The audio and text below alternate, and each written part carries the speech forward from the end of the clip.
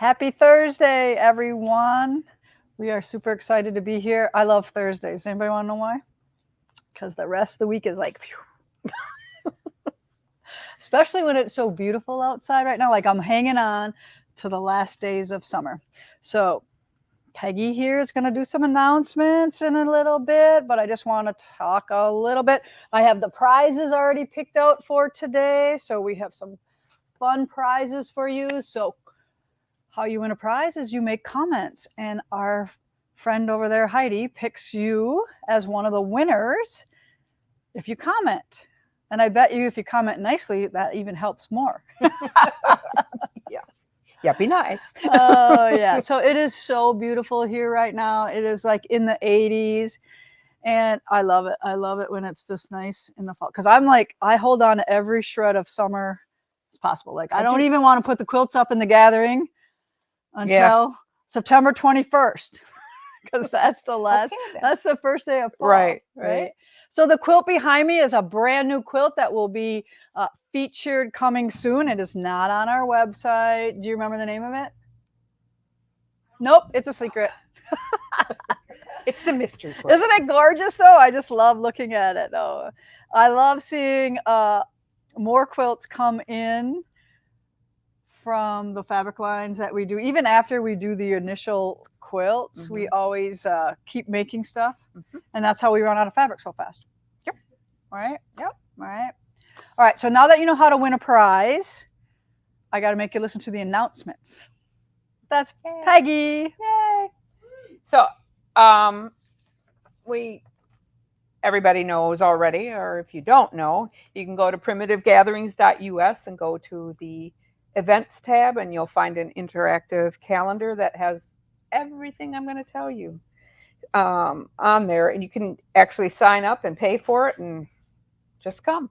So they can, whether it's a club or a class. Some of the classes aren't always. You still have to call the gathering, but the information is yes. All right. Stitchers Gathering, Monday, September 23rd. That's a great class for club hand stitching. A lot of lovely ladies. Joanne's group. Very talented hand stitching. So I always love to see what they're working on. Next sit and stitch is September 25th. And then we have October dates.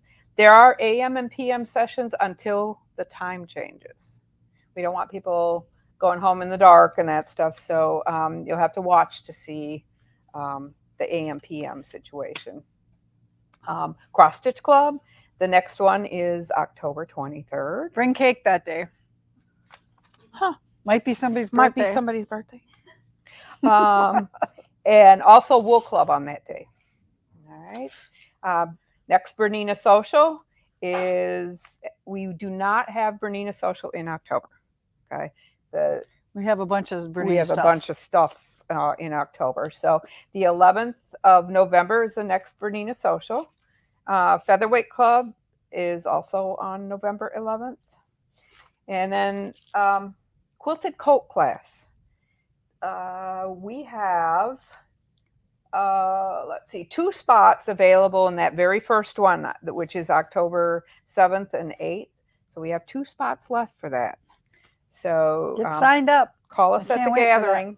Yep, call us at the gathering, and we'll get you, whether you want to be a day student or we have lodging available, you can do that. And then also February 28th and March 1st, we have 1 spot available there. Okay. So, and then we've gone through everybody that was interested. Right, and if you're interested in those spots, it's you need to get fitted before the class, and it's a class that you will go home probably putting the binding on, like hand stitching the binding. Or you might be done, depending on how quick you are. So if you're lodging, we made arrangements to have you come in. And you're going to be using a serger. So even if you don't have one, they don't bring theirs, right? We're going to use the new Bernina sergers. I guess. I don't know if they have one. Yeah, well, if they want to use theirs. Yeah, right. So, but we'll give you all that information, and Bernina Barb is going to be teaching with. I'll be there. Yeah. I'll be your moral support. I'll be your helper. Barb's going to be the do this, do that. And I'll be like, okay, let's do it this way. Or I'll help you get it done. Exactly. All right. So we just had Bernina Or embroidery. I'll be the moral support when you have to cut that quilt apart. I'll be, yes, you can do it. You can do it. Yeah, that's probably a little nerve wracking Yeah, depending on the I would situation think with the so. quilt. Yikes. We just had Bernina Embroidery 101 yesterday. Oh, okay. Lots of excited ladies learned all Good. kinds of new things. So then in October on the 24th from 10 a.m. to 4 p.m., Bernina Barb will teach Embroidery 102. Very good. We have plenty of spots available for that. So Yes. don't hang fire. And Get it's signed. embroidery. So whether, just come, and because I know there's got to be a lot of people out there just like me who do not know how to run those embroidery units on their machines. Right. Even though I would took a class or two once in a while, if you don't use it, you forget. Yeah. So yeah. They actually do some cute projects. Yes, they do. There are too. some really nice things for that. Yeah. And then Friday, October 25th and Saturday, October 26th, Kathy Decker and I will teach a finishing class. Good. So people think I don't do cross stitch. So, well, it doesn't have to be It cross can be stitch. anything that you make that you want to finish. Right. Whether it's wool applique, punch needle, any of that kind of stuff. Any of that stuff. So if you've got projects sitting around in a box that need to be finished. Yeah, we'll give you ideas like this, a candy jar. Mhm. All right. So this is your punch needle. Right. And I'll talk about today's class is about punch needle. So I'll talk a little bit more about that, but that would be a idea about finishing. Correct. Something out of the box. Right. Right. You can bring whatever antiques with you, whatever you want. If you have any cool old frames, or because there's other things you could do inside a frame, and matting and different backings. And Kathy's really good at some of that stuff. We've done them on books, stools, anything. Yep. Little brooms. Yeah, exactly. Those little sweepy brooms, that you. Yep. Antiques. Yeah. Mm-hmm. Okay. All right. Linda Hershka. She is coming in mid-November. Dates of that are November 15th, and that's a Friday, and then Saturday the 16th, 9 to 4. Okay. Lodging available for that, or if you're local and you want to come for that, we have quite a few spots left, actually. Okay. So, and that's not. Heidi had a question yesterday from someone that said, "Is that, is it geared towards long arm?" And it's like, yes, it is, but it can be either or. It can be either or. It can be domestic. It's primarily design. Yeah, it's a ruler how to work. Choose, how to execute. Yep. And all those things that she teaches you, it can go either way. It can go for your sit down machine or your long arm or however you quilt. Right. So, but it is about custom quilting designs. Yeah. It's not learning how to do edge to edge. Right. Unless it's like continuous curves that you learn how to do, like triangle, you know what I mean? That you could but it's not a pantograph. Correct. Yeah. Correct. Yeah. So great. A lot of people have expressed, Yeah. That's a great class. Always. Yeah. I'm surprised it's not full yet. So. Yeah. Maybe people are just getting back in the groove now that kids are back to school and things like that. Pay attention now. Yeah. Yeah. So, all right. What's this one? This is a first timer for us. So we have quite a cross stitch following here at Primitive Gatherings, getting bigger club wise, but we're going to do a virtual event. And I think this stemmed from COVID originally. Mm-hmm. Yes. For cross stitch people to get together. So Friday, December 6th through Sunday, December 8th, we will host a Jingle Ball, which is what does that look like? It's a cross stitch event. So we'll actually be streaming. So they come here? They come to the gathering. Okay. And we'll stream the live event. There's 12 cross stitch designers that will do segments of. So you hang out. It's like a cross stitch retreat, but yet the retreat is coming piped into you from all of the other designers. Mm-hmm. Oh, okay. Yeah. There's opportunity to get into different cross stitch rooms. You can go visit with people virtually. Okay. Things like that. So we are going to do daily rates for that. $65 a day per person. If you do all 3 days, it's $150. That includes your lunch, snacks. Anybody that comes for all 3 days as a day student receives a special Jingle Ball tumbler from the Okay. gathering. Awesome. Lodging guests will have lodging available for this as well. And lodgers who stay the 2 nights will also receive a Jingle Ball tumbler. Good. So That's fun. yeah, and we'll get to see other shops that are hosting too, so we'll have access to that. So Cool. that's kind of fun. Yeah. Last minute, naughty or nice, December 8th through the 14th, we have 4 lodging spots that Oh, you just had a came open. cancellation? We had Oh. cancellations. Okay. So if you want to get in on naughty or nice with Lisa That's in December, That's with the Santa, right? So you know what you're going to make because you might have seen. So next week, if you don't fill those 4 spots, we'll bring all the projects and show, and we'll fill those 4 spots. perfect. And we have a few day student slots. So if you live local and you don't want to stay, we can do that too. Okay. And one last thing. See this? That's all the planning for 25. This is 2025 retreats. So we're going to get cracking on that. So if you've already expressed interest in and filled out a slip for me with your name and email and all that on there, we have you on a wait list. And as soon as we get the final on this, we're going to start calling and booking people. Okay. So those are the special events like my retreats, and Lisa's added a couple new I've added ones a this year, couple. I too. know that you guys are so awesome about signing up for my retreat. So the girls said we need to do a couple more. So we've added a few more. Our most popular phone call is, when is Lisa teaching? So, yeah, I mean, we've got the oldies but goodies. We've got Love Is All You Need and Red, White, and Blue and all that good stuff. And speaking of Lisa teaching, can I just give them a sneak little peek of what I'm working on? Sure. So All Things Pumpkin is coming up. And you know I love fall. Not as much as summer, but I love fall.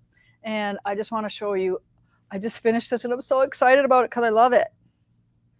So this is going to be a pillow for one of our projects for All Things Pumpkin. And yes, we're getting you a supply list for those of you that coming. have signed up. I got a couple things I want to know, but it's nothing going to be hard. All right. Everything we will have here too. And we'll have plenty of time to get that stuff together and before. So it's just. Oh, and guess what? This year's class for All Things Pumpkin I'm going to bind the pillow with this too. So I'm going to bind it in a color, do something a little bit different. But I'm really proud of this because I actually hand drew this all by myself. I didn't have any help. Wow. Okay. Right? Yeah. I like it. I like it a lot. What I mean by help is usually I'll be like, hey, Terry, will you do this, this, and this? And she does it and I don't have to do too much. But Terry was gone, so I had to do it myself. Now you know you the can do it, right? old-fashioned way. Yeah. I know I can do it. Sometimes it's just easier. So run to the phone, ladies. Is Barbara over there taking? Well, no, Lori's over there today. Saturday the 28th, I have one spot. For what? All Things Pumpkin. Oh. So who wants to come? Whoever this calls is just first. one of the projects. And if you want another little peek, I'll give you another little peek. Now, I'm not going to show you that one. I'll show you this one. So what I'm going to do is it's going to be like, I'm going to give you a bunch of designs and you can decide what size you're going to make them because I'm going to have a couple sizes for you and what you want to do. Like maybe you want to do a bowl full of little Halloween bowl fillers. So this is going to be a little ghost, right?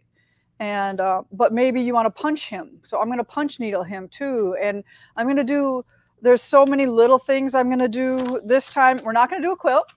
We're going to do all little projects, but they're going to be fun and you're going to have to make some decisions on what you want to make. So maybe you want to make all frame pieces. Maybe you want to make all little bowl fillers. Maybe you want to make all pillows. Maybe you want a variety of things. So it's going to be super fun. And I love this. I love doing those little things. So there's your little sneak peek. Yeah, I think we're done with okay. that stuff. So get on to the other. All right. Okay. Thank you, Peggy. Yep. Thank you, Peggy. Do we have any questions for any of that? Can I just do something real quick? Mm-hmm. I want to give a shout out to Barbara and Lori, who are my coworkers at the gathering. they're awesome, and I think the three of us together make a really great team. So I think we're going to have a really good year in 2025 because I think we're finally working out some of the bugs and got things. Well, after we've done it a couple times now you really can figure it out. And Yep. Yeah, and you've had a whole full year here now, right? And yeah. So it's all good. It's all good. So any gathering questions, we have Barb, Peggy, and Lori over there. They will help you with any of your questions. All right, so you guys love it. I guess I've been told you really, really, really love it when we do little tutorials. So I thought that, I did a like stem stitch tutorial on Dear Santa, and then I did a little rug hooking and punching when Darcy was here. So I thought today we would do another tutorial on punch needle embroidery. So whether you've done it before, maybe I can give you a couple little tips. Whether you've tried it, but you really stink at it, maybe, I can help you with that too. Maybe if you have some questions, put them in the feed and we'll be able to answer them for you. But I will slowly go over everything that it takes to do some punch needle stuff. So right before we start the tutorial, I just want to give you a couple little ideas so Kaylee can maybe zoom in on some of these things. All right, so this is a punch needle that I made. I think this was Threads That Bind. And I know it's dark with this dark frame on here. We probably should lighten it up a little bit. Can you get it really good? Yeah. All right, so this is just one that's framed. Isn't that fun? I had to do videos yesterday and I had lost some polish on one of my thumbs and it totally drove me crazy, just so you know. I was like, every time I looked at it, I thought, oh my God, I'm a wreck. So then this guy is one of mine that I have done, and I put it on a paddle like this. So every time I do one that goes on a paddle, I also make Scott a pattern for the paddle. And I'll show you that in a minute because I have a new one coming up that I kind of showed you guys.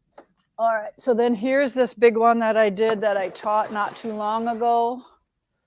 Black Star Flower Farm. He's a big one, again, on a more like a board. And what's funny is every now and then I have to stop by the shop and look at these because everybody has to peel this away to see how this is on here. They can't help themselves. So they keep pulling off my ends here. And these are becoming unglued or untaped, because everybody has to pick on those. So I just glued the snowman one back there. All right, so now I want to show you the new one that's coming up. So I have, I always keep my threads, so I know, or I write down what I start with, so I know how many it takes to finish it. I know that there's a little bit of a difference between how we punch. So this is the project that is one of my new ones that I haven't released a pattern yet for, but we will get this done soon. And I love the distressed frame and everything. So here's my pattern for the board that Scott works from. When I make this, I make that pattern for the board there. So see how perfect that is. I keep that together. Write down all the threads. Here's my pattern I worked from when I drew it onto my background. I'll show you how that's all done. All right. All right, so we are going to have to start our overhead camera for you. So we're going to take a small little intermission, but we'll be back in a minute or two. So you got a minute to do whatever you need to do for a couple minutes. Be right back.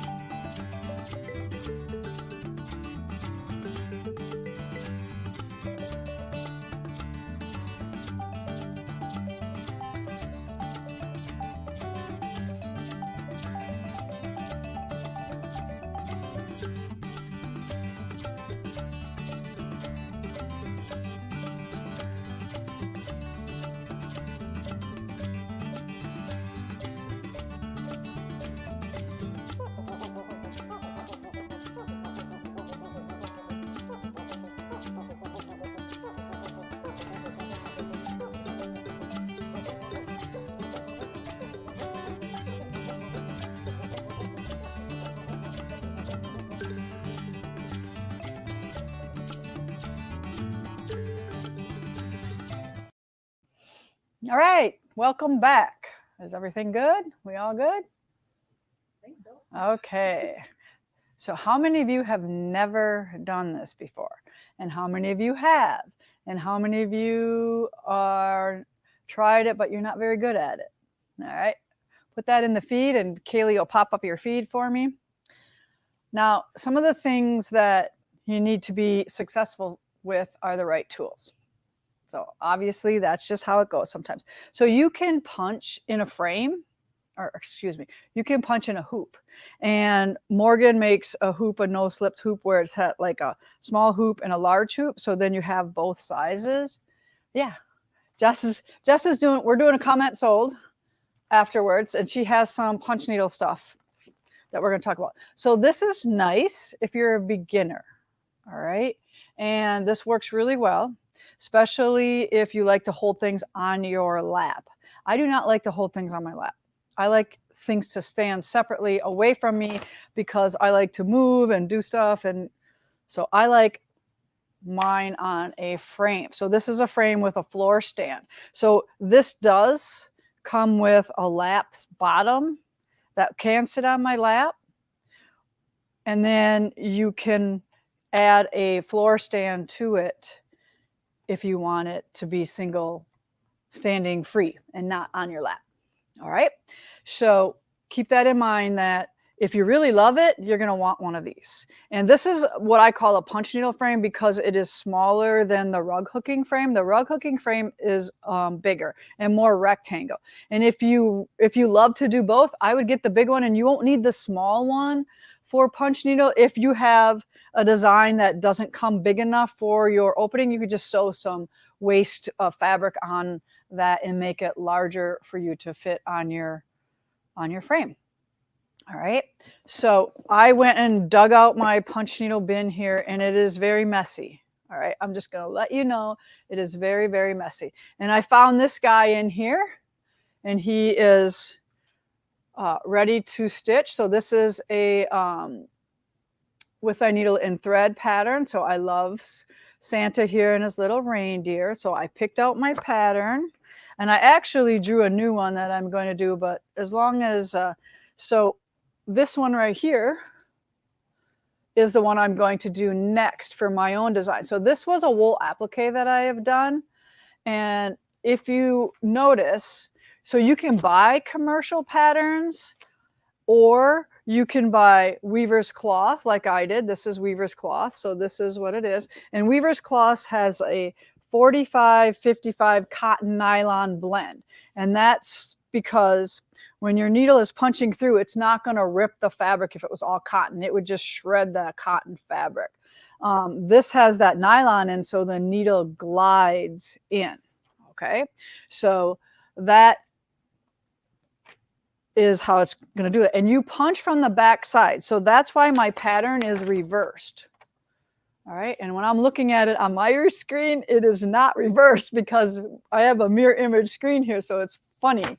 All right, but this is reversed. Okay, so look, see when I look at it, it's right. No? It's my dyslexia, whatever it is. My dyslexia. All right. So if you draw your own, make sure you reverse letters and numbers. And if you want a bird facing one way, make sure he's reversed as well. So just be careful when you are making your own that you remember if something is directional, you have to switch it around. Okay, that's the first tip. But it is nice to start off with a commercial pattern. Before you do that, can you pick the stand up? They want to like see the full stand. All right, so you can kind of, there's a tip. So it's got a T for a bottom. So this right here, the center one goes right under the couch or the chair that you're on usually. But this is a small little couch and it's really close to the ground. It must be one of those from Wayfair or something like that. So that's really short to the ground so my thing doesn't slip under. And it looks like it, look at it, it's almost to my neck height here, where usually it's a little bit lower. It's because we put the wheels on and we took the Oh, okay. Well, they took the legs off and put wheels on because look at, I can move this thing back and forth and back and forth. For the ease of set changing. Yes, for set changes. So when they need to put something behind the couch, they're not like dragging the couch. All right, so I am putting this onto my frame, and these teeth, these little carding strips on the side here, this is what really grips the fabrics. So it has teeth on it that have an angle to them, so they come up and then they go out, and you just pull that back and it's nice and tight, and they just stay right on there, and you will cut yourself if you're not careful. So I have that. So see how I just pull, and you can see the teeth coming through here, and you see how it's tight as a drum. That's what we want. All right. Now, if you had a hoop, you need it with this. There's a groove in here. One of them has a groove, an indent, and one of them has an outdent, and that's going to hold your fabric nice and tight as well. That's called a no-slip hoop. You can't just use a generic embroidery hoop. It won't be tight enough. Okay? Awesome. Then you are going to need a tool. Now this tool is the one I like. It is called the Ultra Punch. There's a couple new ones out there. This is still my favorite. I'm just going to say that. I've seen the new ones. I still like this one. Now here's the deal. I'm going to show you how it all comes apart. So this, I think, is where we go overhead, Kaylee. All right, go overhead. All right, so I want to show you that most of these come with different needle sizes. So that looks like the large. And then, let's see. Like I said, my thing here is very, very messy. So this looks like the small. Yeah. Small, small, large. And then where's a medium?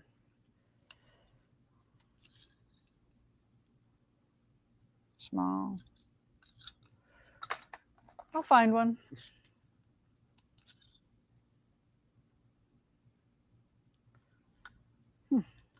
Anyway, they come 3 different sizes.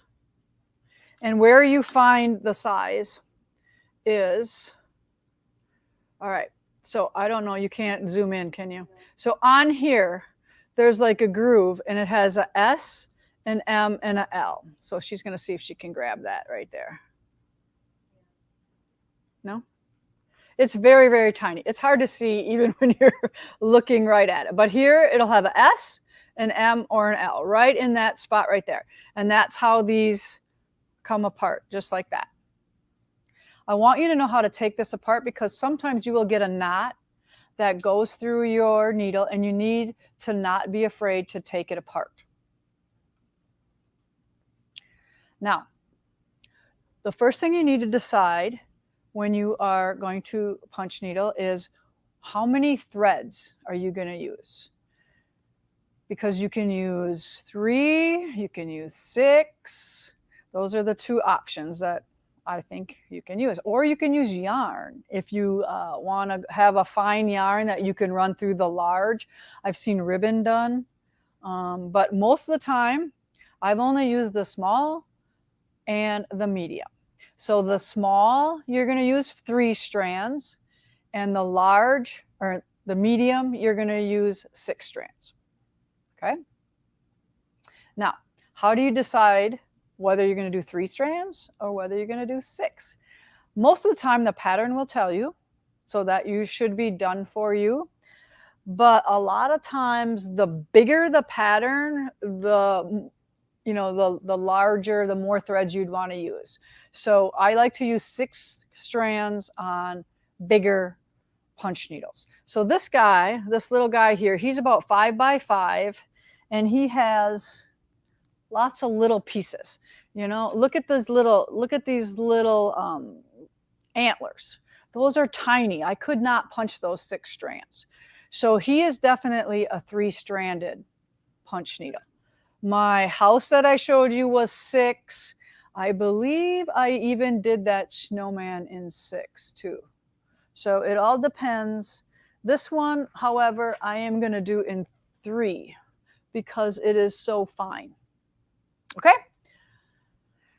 All right, so let's figure out how this needle is going to go. So once you have everything apart, you're going to drop the spring back in. I am going to use the small needle, so I'm going to look for the S on this one, and that is it. And then I'm going to put it into the slot and give it a twist. And then I'm going to drop this in here. All right, so I can put these other ones away. Does anybody have any questions on any of the needles or anything I talked about so far? What size is 6 strands? 6 strands. Yeah. I think they're confused because you have like 12 weight. I didn't show them the balls yet. Yeah. Okay. Jess, do you have a floss up here? She just went and got one. All right. So I want to show you a couple things. I didn't talk about thread yet, so it's a good time to talk about threads. But do we have any floss at all? Do you have any floss up here at all? Well, we did. Like 3 strands. What? 6 strands. Like a DMC floss would even work. Oh. All right. I thought maybe I had one in here, but that just shows you how much of it I use. Hardly any. And I'll tell you why. Is this like a portable thing? Can you do Oh, yes. This could go in the car with you for sure, especially if you just have a lap stand. All right, what do we got there? Do we got any 6 strand? You know what 6 strand embroidery floss looks like, right?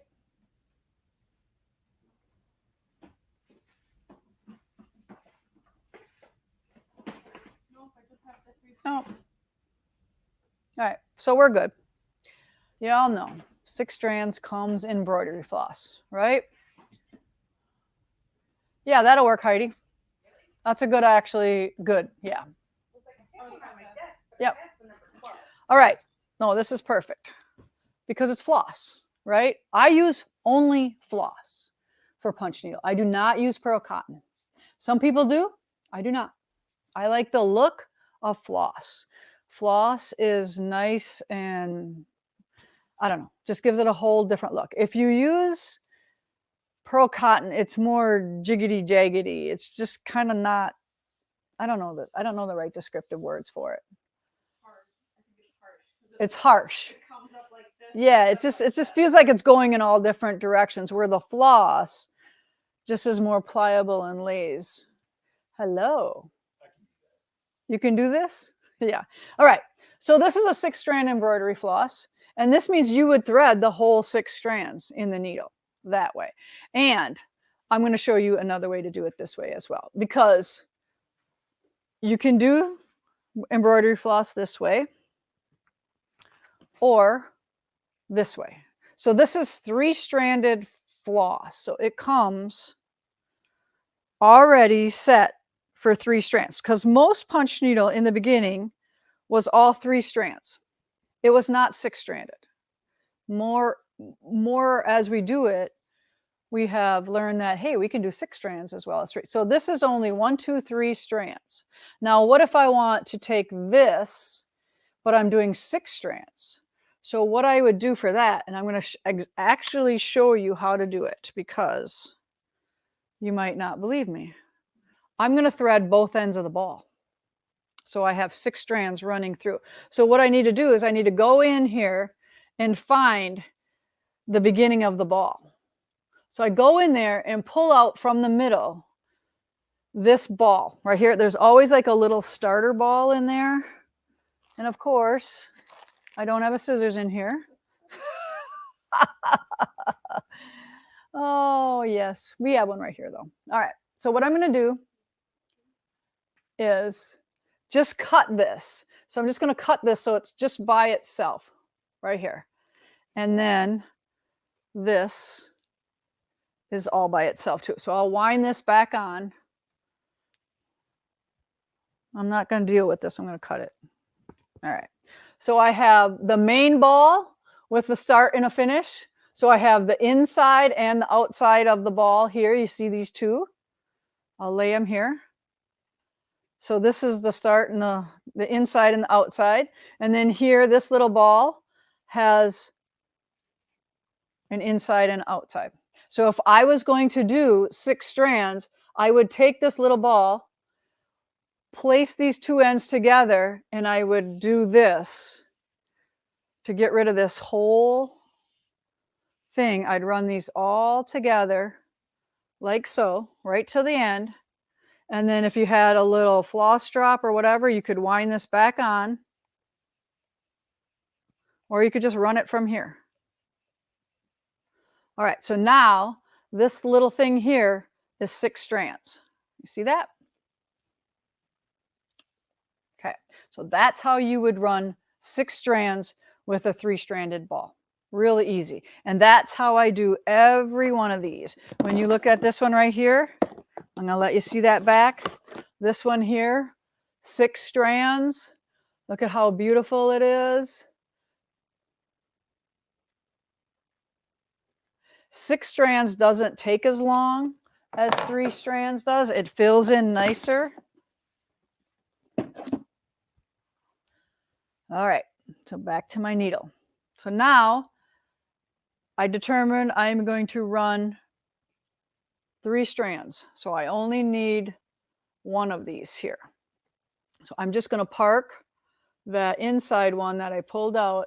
I'm just going to wrap that up in a little ball, because this is my end now of this ball, and I'm going to wrap that up and put it back in there. But you wouldn't have dug that out if you were doing 3 strands. All right, you just leave that in there.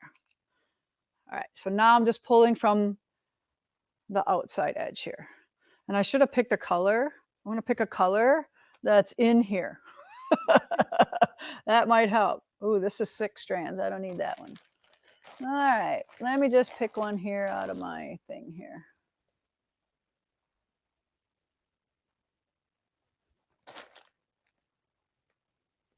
There we go. This one isn't run 6. This is a 3. All right, so I'm just going to park that there. All right, so now I have my 3 strands and my needle. Now, 6 strands, medium needle, gauge number 2 is for 6 strands. 3 strands, small needle, gauge number 1. So what I mean by that is right here, oh, okay, right here, there. Right here on this is a 1, 3, 5, 7, 9, 11. On this side, 2, 4, 6, 8, 12. So for 3 strands, I'm going to punch on 1. That's the depth of this needle right here. So this is going to determine the length of the loop that I'm punching in. On 6 strands, we go to 2. 3 strands, 1. So if you have if you're taking some notes, that's what you want to write down. And I put this in my patterns as well. Not everybody does though. Okay, so now I did have my threader. And they come with these threaders too. So this is kind of hard to see on this white, but it's a metal wire there. And it has this tape on the end, and that's for when you drop it on the floor, you know exactly where it is.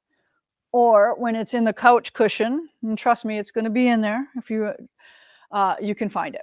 Don't take that off. Keep that on there. Okay. All right. So now we're going to thread this needle. And if you have any issues with threading your needle, remember that the book that comes with your needle also has instructions in there as well. All right, so I'm going to take the needle threader and I'm going to insert it into the tube of the needle. So this needle is hollow. So I just push that all the way through, and here the needle threader is coming out the end. So I always say metal to metal. That's how you thread. You put the metal needle threader into the metal needle, not this way. We don't want to try to stick it in to the plastic side. Metal to metal. All right, Kaylee, now catch this really close up. So I'm going to hold it this way. All right, there. All right. And all I'm going to do is drop this thread into the needle threader. So just drop it in there like that. And then on the end of that needle threader is a twist, so it won't fall out if you get it into that twist. So then you pull it through the tube and you hold it straight up and down and you pull this out of the twist, just like that. So simple, right? Now we need to thread the eye of the needle. I'm trying to find a spot where that looks good. Okay, so now I'm going to take the metal threader, go through the eye from the unopened edge. So this needle has like a bevel cut out of it. You want to go enter from the back side to the open side.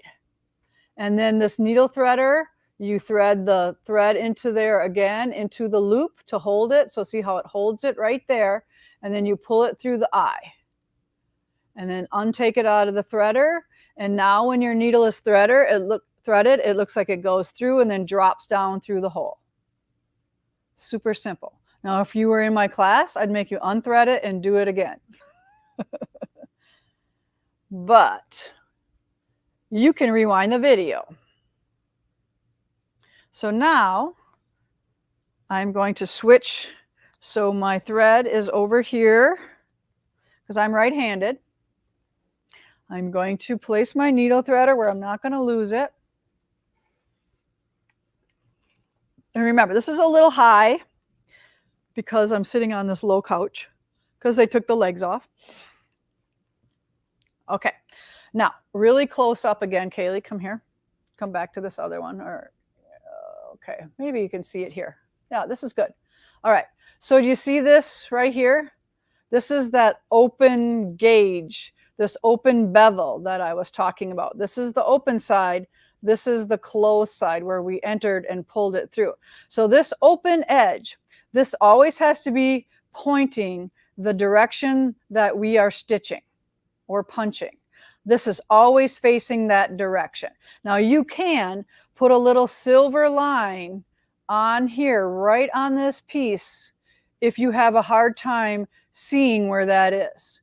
So make sure you have your prescription up to date when you do this. So here's your open. You can put a little line right here on your tool if you can't see that.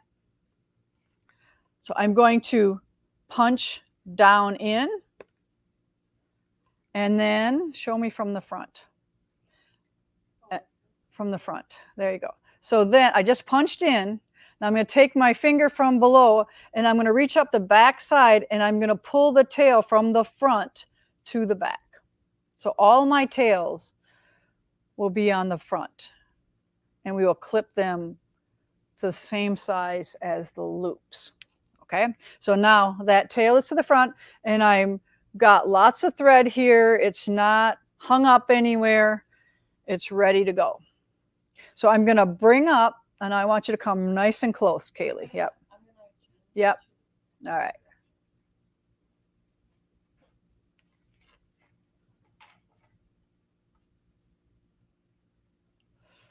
All right, I'm going to try to position it so you can see it really good.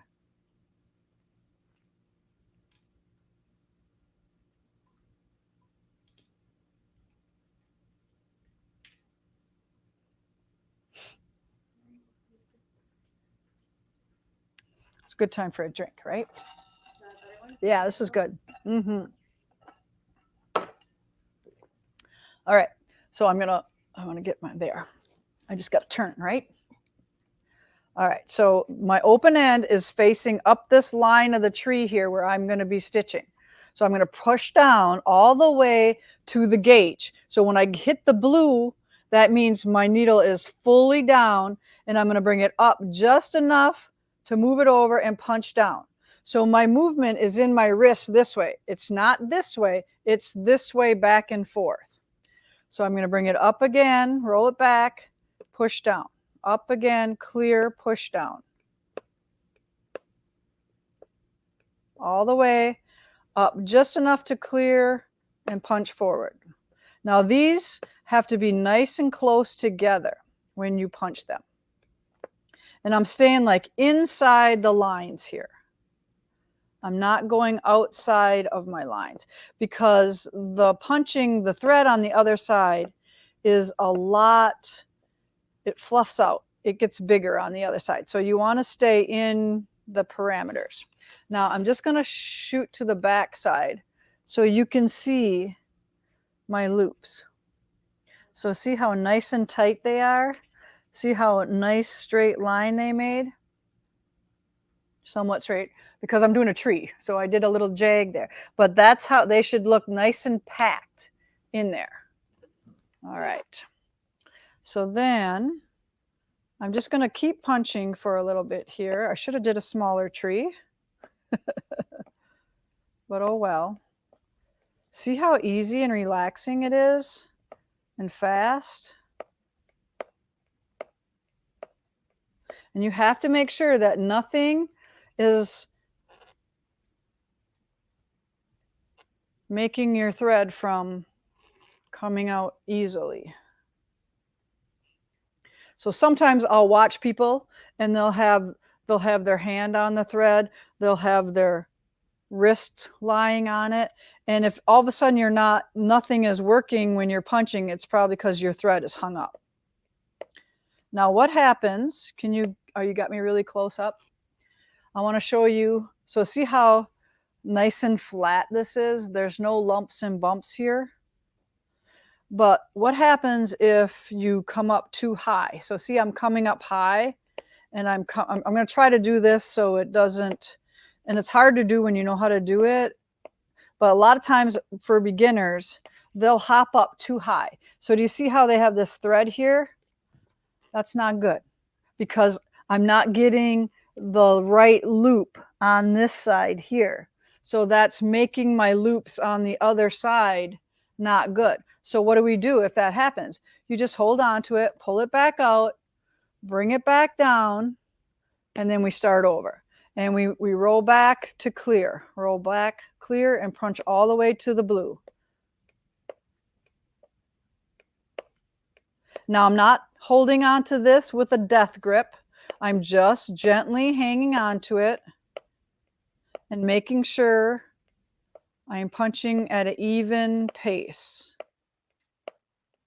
And in punching, sometimes less is best. So what I mean by that is don't try to over punch and put too much thread in. So what's nice about this frame is it can swivel and do some things like that. And it can go this way or that way. So it has all kinds of different positions it can be in. Now the threads I'm using are the Valdani 3-stranded flosses. Now I love those best for punch needle because they are variegated and beautiful, just like the old antique rugs that we're trying to mimic here. This is what punch needle, I think, looks good, is it's trying to look like an old antique rug for the most part, right? All the way down. So if your loops aren't flat, if you have loops on the back, that is not good. You want it to be nice flat stitches on the back. So I'm going to do this whole outline. And then I'm going to show you the spacing on how to do one row next to the other. So while I'm punching here, Heidi, any questions for me?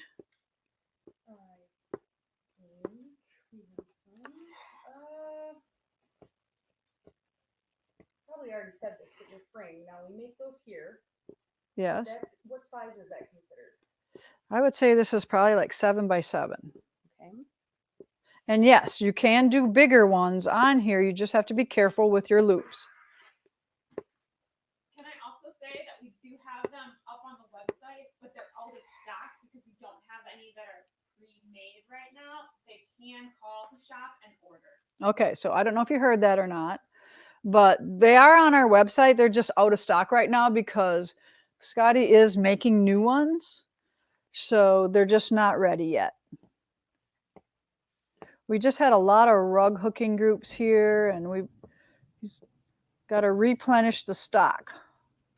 But they can call an order. But you can call an order or put your name on for when they are done. Okay, so now I want you to make sure you can see in here close, Kaylee, when I put the next row next to this one.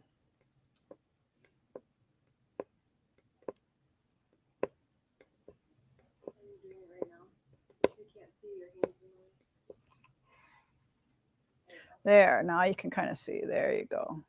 So do you see how I didn't cram that first row and second row nice and tight together? You do not need to. The floss, unlike the pearl cotton, fluffs. So it has, because it's separate threads, they kind of fluff out and fill in a lot nicer. It just has a nicer look than the pearl cotton. All right, so a couple more stitches and then I'll show you the back side and how nice, because remember, this is not the good side. This is the working side or the back.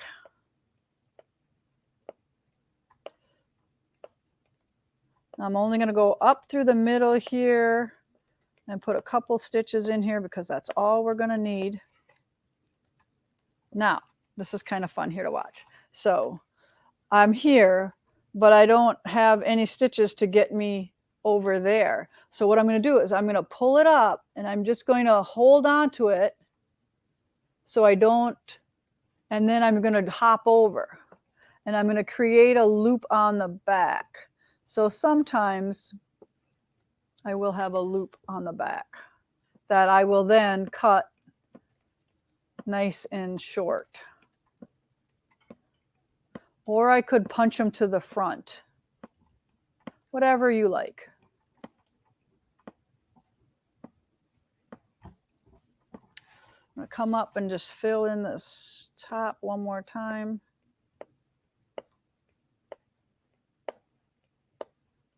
So nice and close together.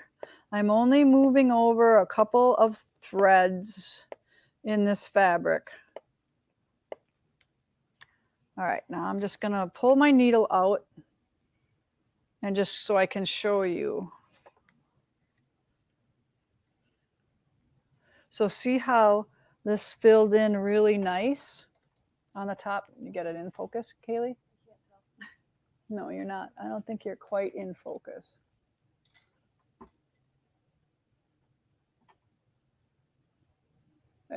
There, okay. And then when I'm going to show you the back side again, so you can see that there is space. You see little channels in there. So you don't have to pack everything tight. So this they're called holidays in rug hooking when that happens. So I can go back down here, punch that one in.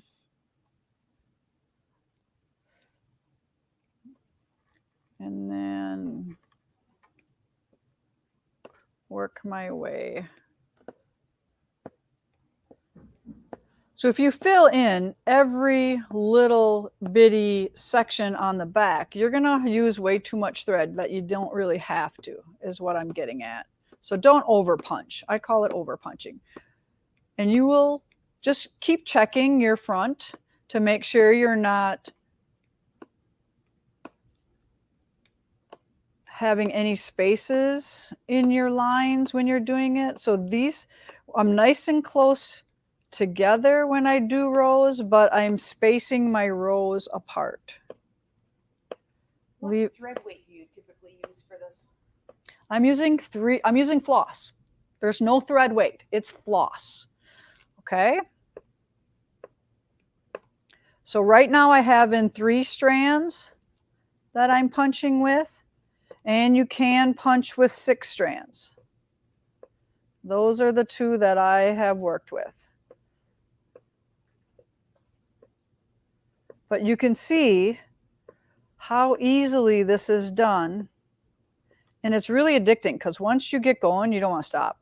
You're just like, okay, in a minute, when the tree's done, And then, oh, I got a little bit of thread left. I'll do this other tree. And then, all right, so now I could pull this through like so. Okay, so I'm pulling a loop here through my eye. Can you see that? See that loop? And then I could cut that. Bring it out. And then remember that one loop I left here on the back? I can cut that one too. Okay, now it looks better. Now I'm going to start again just to finish this tree. So I'm going to punch in, pull my tail to the front.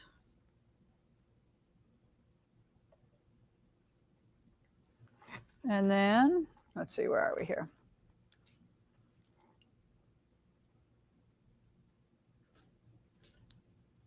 There we go. So I'm going to pull back, clear, punch down.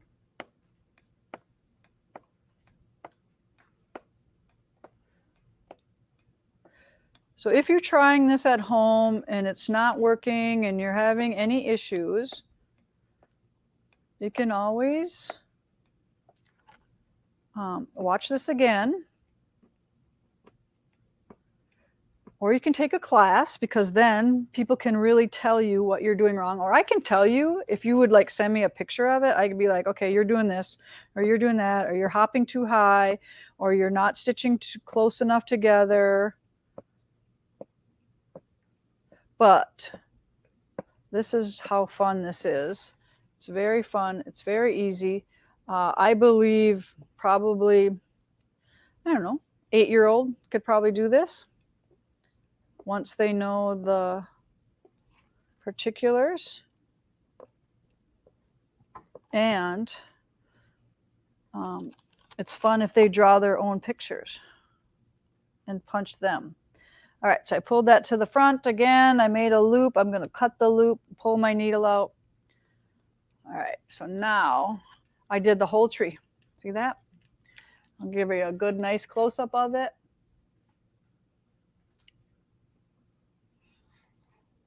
So you can see all those little spaces. Now watch what we're going to do. Now I'm going to show you. I'm going to take it off from the frame and I'm going to flip it over. And you can see my tree here. And then I'm going to give you a couple little pointers on things. One, it never looks good until the other color is next to it. It looks like it's just bleh, right? But when my background goes in, you're going to see those little points on the branches. And then to trim these, I'm just going to pull them up high and take my scissors and cut nice and close to the loops. That's it. That's it. I got a little snag there. I snagged one of them. Especially when you do lines for words or letters and stuff like that, or like when you're doing leaves. Like when I did the little leaves on this guy right here, until the background goes in between, they look like blobs. So don't get discouraged if they don't look like a precise pointy leaf right away. You have to fill in with the background. Now, Kaylee, can you come really close up to this one? I want to show them how I raised some stitches. So if you look at this bird, you might be able to see that in his wing, I have some lines in here that are raised up from, let's see if I can give you a side view. No. All right, you can't really see it, but in his tail as well, and his worm. So what I did is, this is 6 strand, so I punched on 2. So when I did the details in his feathers, I went to 4, and I punched on a 4 just for the things I wanted to stick out. You have to go 2 for something to be very noticeable, not just 1. One, going up 1, you won't notice that. But going up 2, you see a relief. So a lot of times when I do Santa, I'll do his mustache upped so it kind of looks more 3D. So that's one of the fun things that you can do with some of your things as well. All right, and then I have a couple more things to talk about, but do we have any questions? What do you do to the back of it to finish it off? Like, do you put anything on the floss? Okay. Nothing really has to go on the back when we finish this. When this is all done, what I do is I'll trim this. Depending, if I'm going to frame it, obviously I'm not going to trim it. But if I'm going to mount it on like one of these boards like this, right? I'll do what everybody does. They pick this up, right? You can see this is mitered, the fabric. So I leave about 1 inch all the way around, and I miter this weaver's cloth back onto its back side. So I'll push in the corners and then miter the sides to that. And I use stick glue, like Elmer's glue, to do that. So I'll run a bead of glue along there, and then I'll fold back those edges on that there. So that's how I get those. And then I actually, sometimes I use double-sided tape. This one has double-sided tape on it. 3M has a really good one. It's better than glue. But if you do use glue and people look at your stuff, is probably safe in your own home, but it is not safe here at Primitive Gatherings. Like I said, everybody's got to peek it, pull it apart and pull it off the board. But I get it. Everyone wants to know how it's attached. Okay. Name of the quilt behind me. Did we figure it out?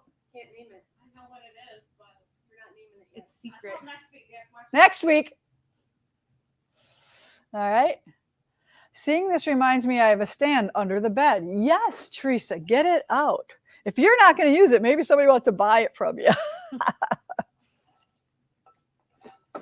What is the size of the frame? This is the 7-inch. So this is, if you're just only going to do punch needle, this is the one I would get. If you're going to do rug hooking, I'd get the big one. But if you're going to do big punch needle, I'd get the big one. So I'd get the big one. All right, punch needle is something I have always admired and even bought a hoop. I am going to give it a try. Yes, it is very fun. And like I said, a lot of your applique projects could convert into punch needle projects as well. So, because I do that with some of my projects, right? All right, great.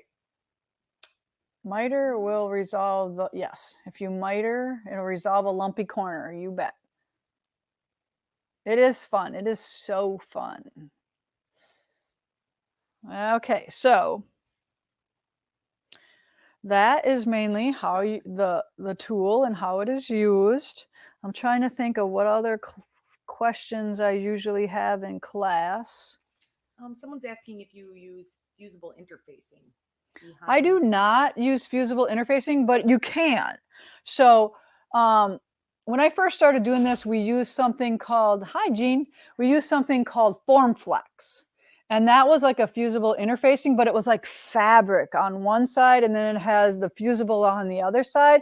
And you were able to draw whatever you wanted or transfer whatever you wanted onto that. And then like, let's say you wanted to decorate your jean jacket, and maybe you want to put a ladybug on your jean jacket or something like that. You could punch through that, transfer your design onto your jean jacket, because guess what? Your jean jacket nowadays is made with all that Lycra. So it's like weaver's cloth. Yes. All right. Any other questions?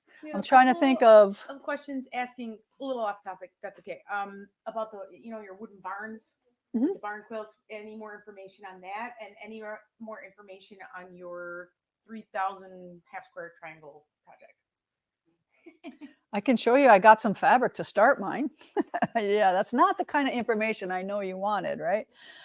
Yes, we are going to start a new quilt along in 2025. It is called Unity. We are getting ready for you to order your fabric soon with that. Jess just walked out, so when she walks back in, she's my person. She's the one that knows all those answers. What? When will they be able to order fabric for Unity?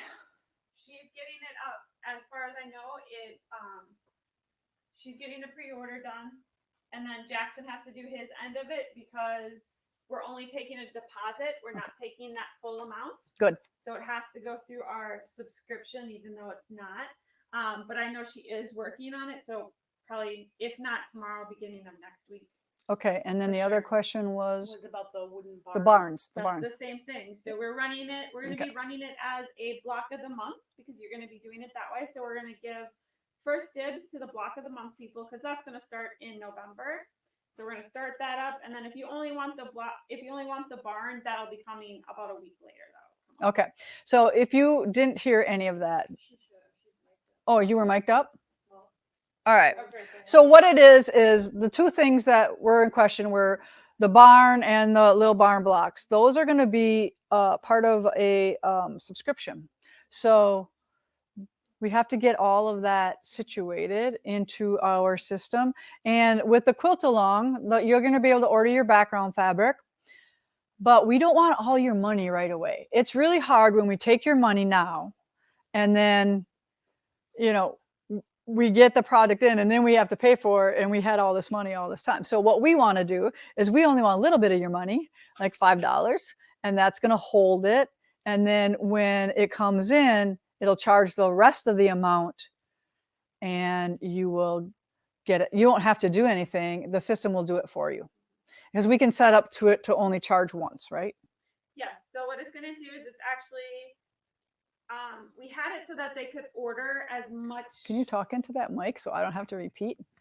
We had it so that you guys can order as much fabric as you wanted to, because you said if you wanted to put borders on it, you could make it bigger. So it's ordered by the yard. You do have to have at least 7 yards is what we said. Okay. And then we have a countdown, obviously, for our stock. So we don't oversell. Mm-hmm. And because we had to order. We only have limited amounts of these, and it's probably, you know, we're pretty scared. We don't want to order a whole bunch of fabric and then nobody orders it, you know, so because, you know, I don't want to look at this teal fabric for 3 years. So yeah, so we whatever we order, that's what we got. So it's going to take a non-refundable pre-order pricing to hold it for you for $2. Like a registration fee. Yep, for $2 a yard. Okay. And then when it comes in, so the first part of February, it will charge you the remaining $11 per yard. Yay! So we don't have all your money. I like that. So it's not robbing Peter to pay Paul. At Yeah, the end because when we that do a comes lot in. of that, you know, and that's an accounting nightmare, you know, because she's got a, you know, I don't know, what does she call that? Something about when we sell it ahead of time, and I don't know. It's a liability. Yes, Is what there it you is. go. It's a liability to have your money ahead of time and then we not pay it out. So, whew, right? Whew. Yeah, 9 yards with borders, you should be good. Even, I mean, you might be good with 6 yards or 7 yards in borders too. But if you like big quilts, I'd order a little extra. Big quilts. I like big quilts. Cannot lie. All right. Anything else for you today? Oh, wow. It's 1:15 already. We do have a comment sold. And guess what? There's a lot of it on Punch Needle. Okay. So I have your winners here. You know the drill. We don't automatically send this to you if you are one of our winners. You do have to contact Heidi with your physical address. She just doesn't know because sometimes you don't use your real names on these things. Okay. So Ruby Ulrich, Christy Asen, and Jana Barker, you are today's winners. Heidi, here are the winners. And this is, If I'm real. Yes, I'm real. this is 1, 2, 3. Okay. So give this one because they go together. Okay. And all right, 2, 3. I'm just telling her how to do her job. Don't worry. It's all good. All right. So that's it for today. We do have comments sold coming up ASAP. They're going to hit thing on there right now because it's too nice to be in here. All right. Thanks, everyone. Where every stitch tells a story. Meet us back here at Primitive Gatherings all the time. Bye.